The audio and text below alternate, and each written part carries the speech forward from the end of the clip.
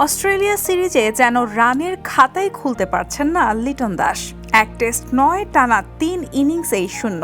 ম্যাকাইয়ে আরও একবার ব্যর্থ হয়ে এবার ঢুকে গেলেন অনাকাঙ্ক্ষিত এক রেকর্ডের পাতায়। ডারউইনে প্রথম টেস্টে ১২ বল খেলেও রান পাননি লিটন। এরপর ম্যাকাইয়ের ২ ইনিংসেও তার ব্যাট থেকে আসেনি কোনো রান। প্রথম ইনিংসে ৫ বল, দ্বিতীয় ইনিংসে ১০ বল, ২ বার ডাক মেরে ফিরেছেন বাংলাদেশের উইকেট কিপার ব্যাটার। ৩ ইনিংস মিলিয়ে খেলেছেন মাত্র ২৭ বল। আজ দলের বিপর্যয়ের সময় ব্যাট হাতে ঢাল হতে নেমেছিলেন লিটন, কিন্তু মিশেল স্টার্কের ব্যাক অফ লেন্থ ডেলিভারিতে কোনো ফুট মুভমেন্ট ছাড়াই খোঁচা দিয়ে তৃতীয় স্লিপে ক্যাচ দেন তিনি।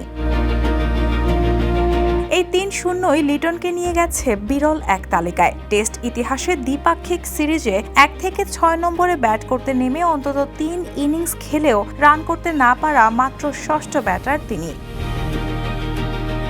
এর আগে এমন কীর্তি ছিল ওয়েস্ট ইন্ডিজের জন গোডার্ড ও অগাস্টিন লোকি, ভারতের মহিন্দর অমরনাথ, শ্রীলঙ্কার অর্জুন রানাতুঙ্গা এবং জিম্বাবুয়ের Wesley মাধভের।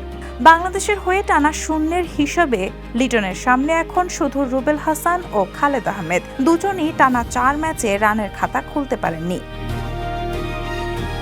Raihana moon, the news. দেশে দেশে সবার সাথে দ্য নিউজ।